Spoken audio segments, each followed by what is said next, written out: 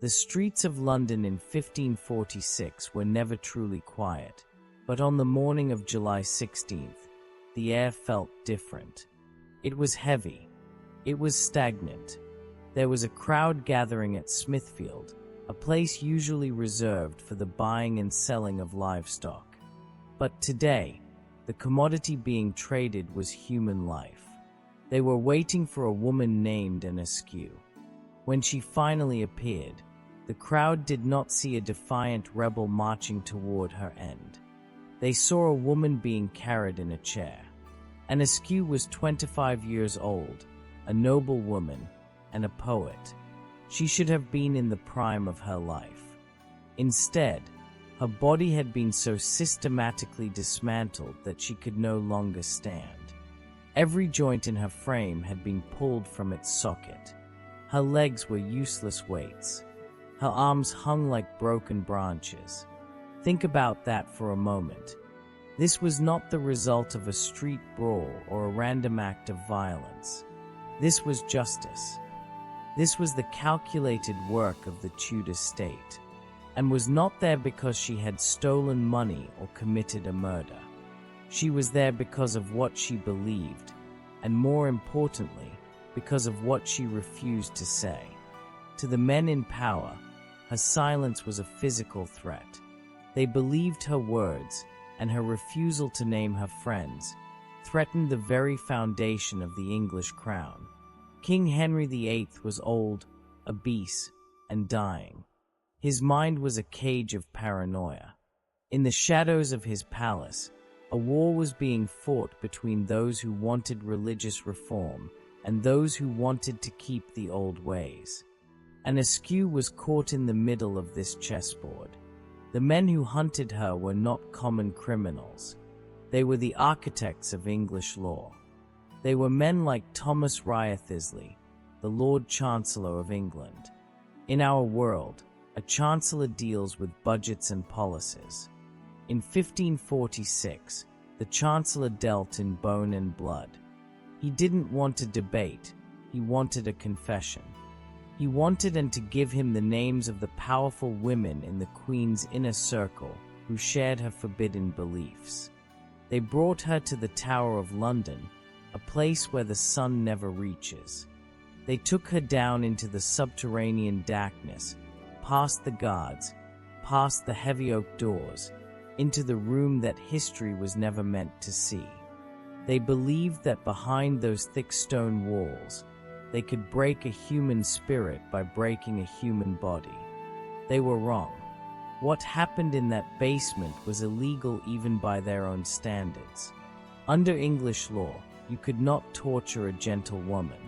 But when an empire is terrified, the law evaporates. They led her to the rack, a machine of rollers and levers designed to stretch a person until their integrity failed, and looked at the machine. She knew what it was, and she chose to remain silent. Stay with us till the end for valuable insights. Like, subscribe, and share to support the channel. The Tower of London is not just a building, it is a statement of power. Its walls are thick, designed to keep the world out and the secrets in. When Askew was led down into the White Tower, she wasn't entering a courtroom. She was entering a void where the law of the land was replaced by the will of desperate men. You have to understand the layout of this nightmare. The air in the subterranean chambers is cold, damp, and smells of old iron and wet stone. There are no windows. The only light comes from flickering torches that cast long, dancing shadows against the walls. In the center of the room sat the rack. It was a heavy wooden frame, nicknamed the Duke of Exeter's daughter. It looked simple, just rollers, ropes, and levers, but it was a masterpiece of mechanical cruelty. It was designed to do one thing: turn a human being into a map of pain. The men waiting for her were not hooded executioners from a storybook. They were Thomas Wriothesley, the Lord Chancellor, and Richard Rich, the Solicitor General. These were the highest legal minds in England. They wore heavy velvet gowns and gold chains of office. They represented the king's justice. And yet, here they were, in the dirt and the dark, preparing to commit a crime that their own law books forbade. Under the English Legal Code of 1546, it was strictly illegal to put a woman of noble birth on the rack. It was seen as too barbaric, even for a state that burned people at the stake. But Wriothesley and Rich didn't care about the law anymore. They were losing a political war. They believed the Queen, Catherine Parr, was a secret reformer. If they could get and to name the Queen's ladies-in-waiting, they could strike at the heart of the royal chambers. They didn't just want Anne's confession. They wanted her to be the tool that brought down a queen. The interrogation began with words. They battered her with theological traps. They asked her about the Eucharist, the bread and wine of the communion.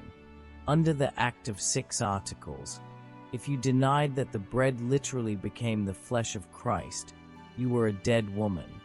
Anne was brilliant. She was a scholar of the Bible. She parried every question with precise, unyielding scriptural knowledge. She didn't fall into their traps.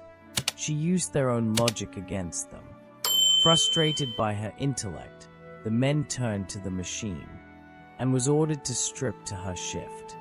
Her wrists and ankles were bound to the heavy wooden rollers. Sir Anthony Kingston, the lieutenant of the Tower, stood by the levers. This was his job, his daily routine. He gave the signal. The ropes went taut. The wood of the rack groaned as the tension increased. Think about the sound of that room, the creak of the timber, the heavy breathing of the Chancellor, and the silence of the woman on the frame. Most people scream the moment the ropes pull tight. Most people beg before the first turn is even finished. And Askew did neither.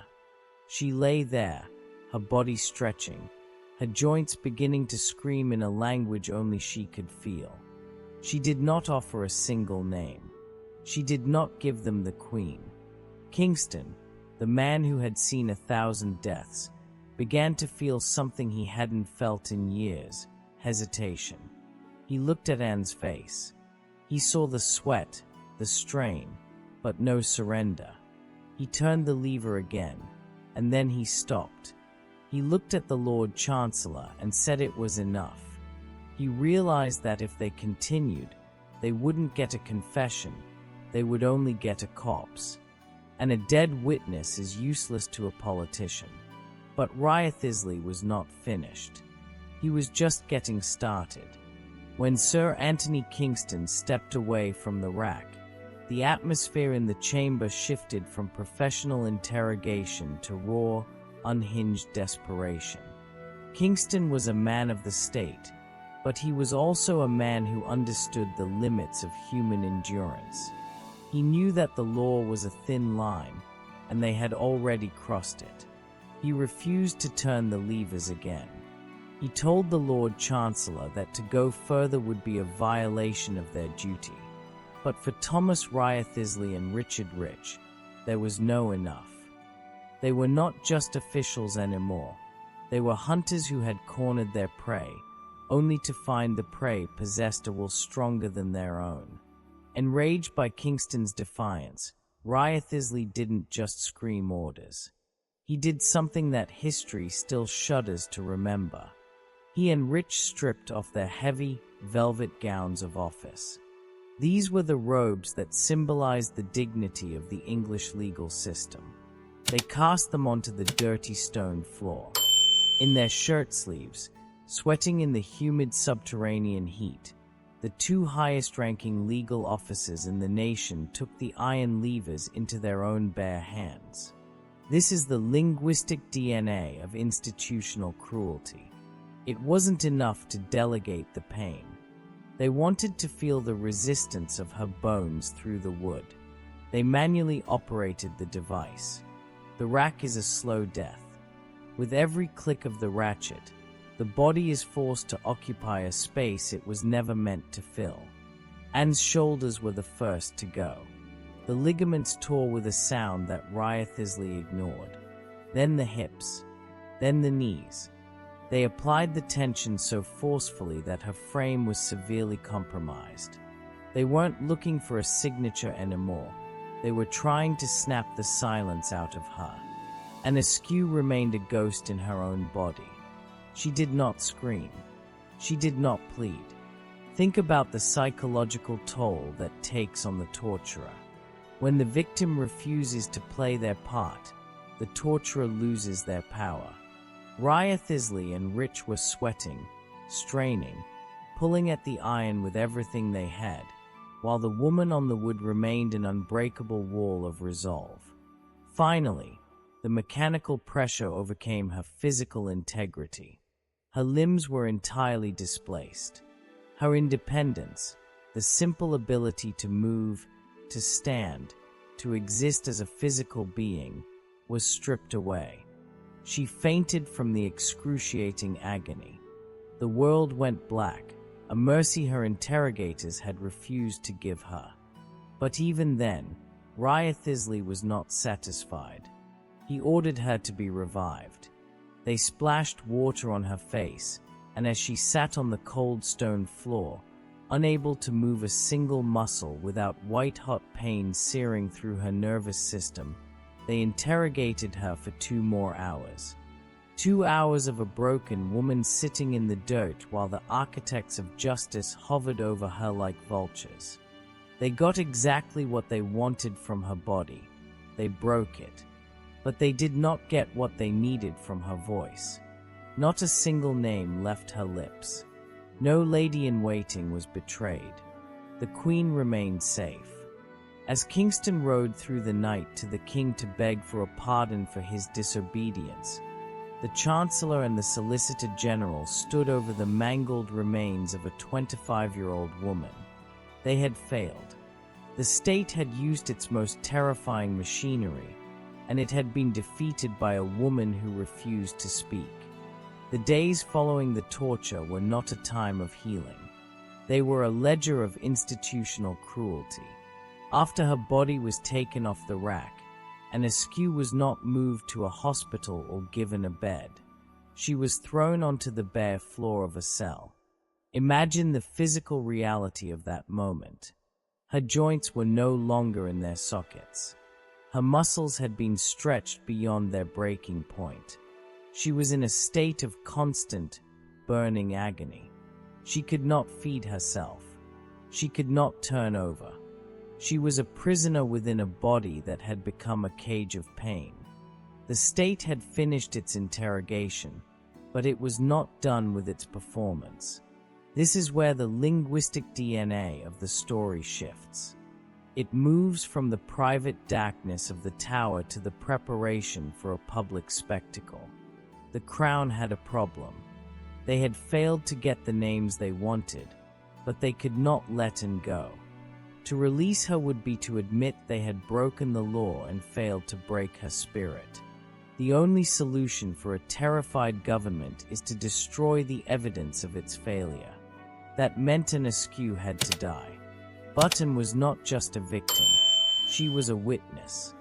In the quiet, agonizing hours between her torture and her scheduled execution, she did something remarkable. She dictated her thoughts. She recorded exactly what Ryathizli and Rich had done to her. She turned her pain into a paper trail.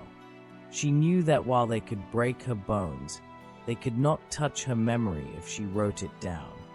She made sure that the secret violence of the subterranean chamber would eventually reach the public ear. The execution was set for July 16, 1546. In the Tudor era, an execution was never just a punishment.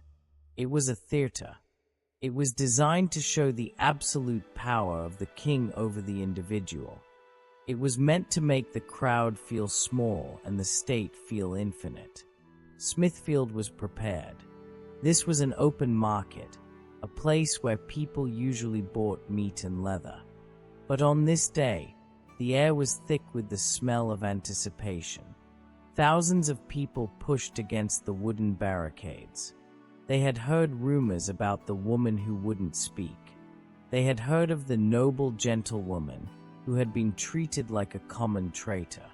When the procession finally began, the crowd went silent.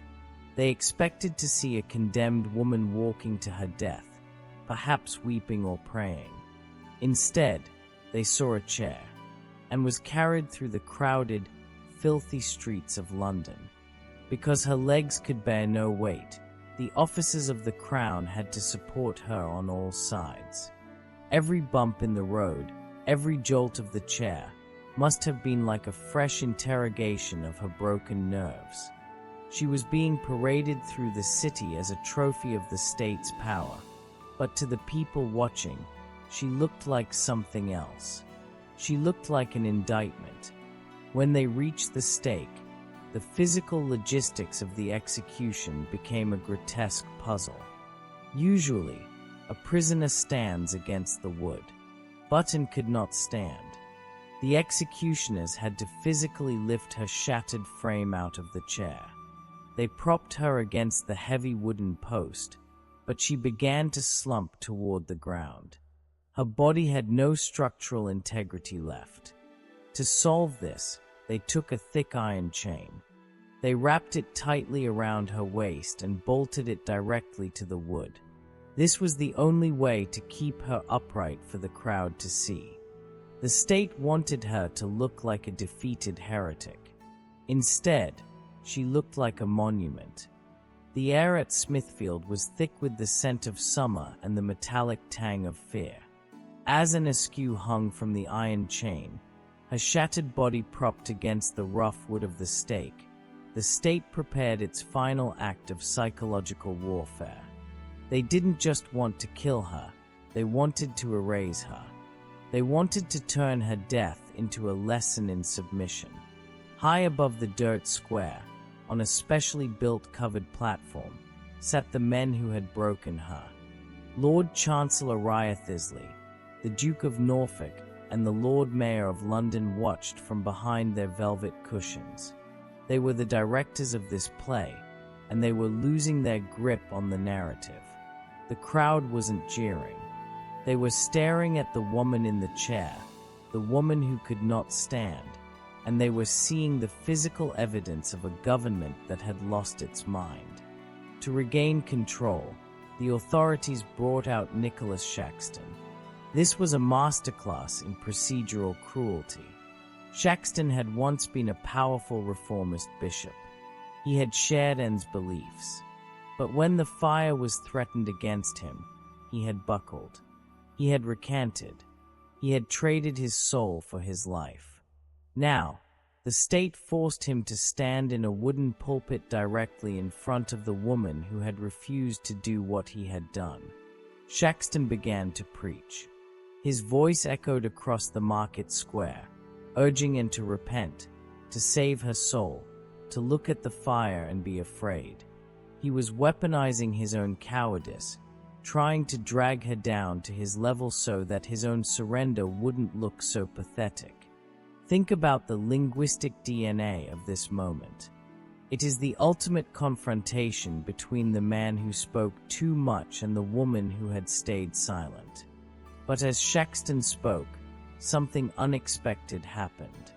And Askew did not just hang there as a passive victim. She began to audit his sermon.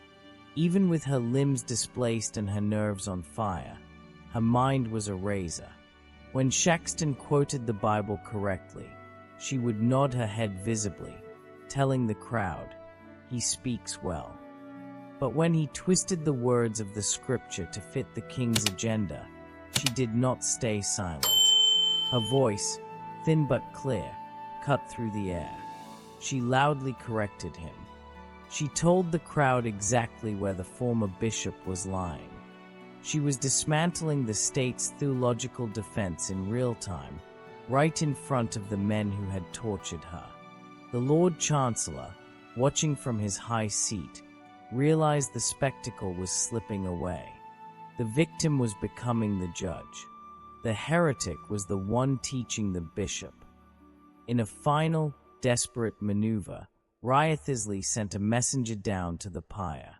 The messenger carried letters adorned with the king's great seal. It was a formal royal pardon.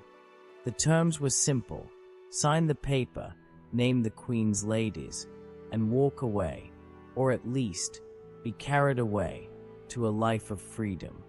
The messenger held the paper up to her face, and did not even look at it. She did not blink. She spoke loud enough for the front rows to hear her final verdict on the Tudor state. She declared that she had not come to Smithfield to deny her lord and master. Beside her, 3 other men were chained to their own stakes: John Lascelles, John Adams, and Nicholas Belenian. They had watched her defiance. They had seen her broken body and her unbroken spirit. When the messenger offered them the same pardon, they followed her lead. They looked at the woman who had been through the basement of the White Tower and still stood, or rather, hung, firm. They refused. The directors on the platform had run out of scripts. There was nothing left to do but light the fire. The Lord Mayor stood up and gave the traditional command that signaled the end of the law and the beginning of the end. "Fiat justitia," he cried. "Let justice be done." The command was given, and the torches were lowered. The dry reeds at the base of the pyres caught instantly. A thick, choking yellow smoke began to billow into the summer air, rising toward the Lord Chancellor's platform. This was the moment the state had been waiting for, the absolute execution of the law. In the Tudor era, burning at the stake was designed to be a slow, methodical preview of hell. The English legal doctrine of de heretico comburo wasn't just about death, it was about the duration of agony. The fire was usually built to start at the feet and work its way up, ensuring the victim remained conscious for as long as possible. They wanted the crowd to hear the screams. They wanted the smell of searing flesh to linger in the nostrils of every person in Smithfield. But as the flames began to lick up the sides of the wooden stakes, something was different. Someone in London had intervened. Whether it was the Queen's secret circle of reformers, sympathetic friends hidden in the shadows, or executioners who had been paid off to show a forbidden mercy, a change had been made to the grim choreography. Small, heavy bags of gunpowder had been smuggled onto the pyre. As the executioners had packed the wood around the 4 prisoners, they had subtly secured these pouches of black powder near Anne's chest and neck.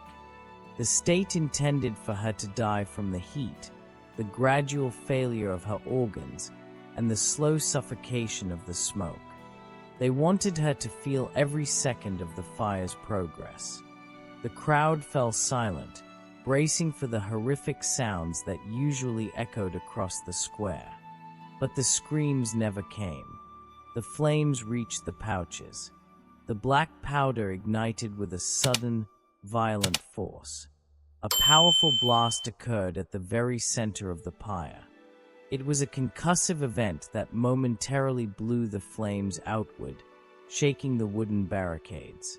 In a fraction of a second, the blast ended in Askew's life. It was a final act of rebellion against the Chancellor's desire for a prolonged spectacle. The gunpowder did what the state's law would not. It provided a swift end. The smoke eventually cleared over Smithfield, and the Tudor state claimed its victory. But it was a hollow one. They had burned the heretic, but they had failed to burn the evidence of their own cruelty. The ashes were still blowing across the dirt square when unsmuggled writings were already on their way to the European continent.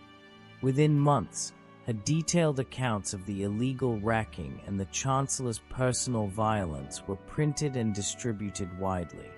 The men who had broken her body returned to their palaces, confident they had restored order. They believed that by silencing one woman, they had saved the crown. They were wrong. History does not remember Thomas Wyatt-Isley and Richard Rich as righteous champions of the law. It remembers them as the desperate men who had to dismantle their own legal system just to break a 25-year-old woman and still failed to secure her silence. Queen Catherine Parr survived the plot. Henry VIII died only months later. The Protestant Reformation swept across England, fueled in part by the memory of the woman who had to be carried to her death in a chair. When a government must torture its own citizens in the dark to silence a single dissenting voice, the war is already lost.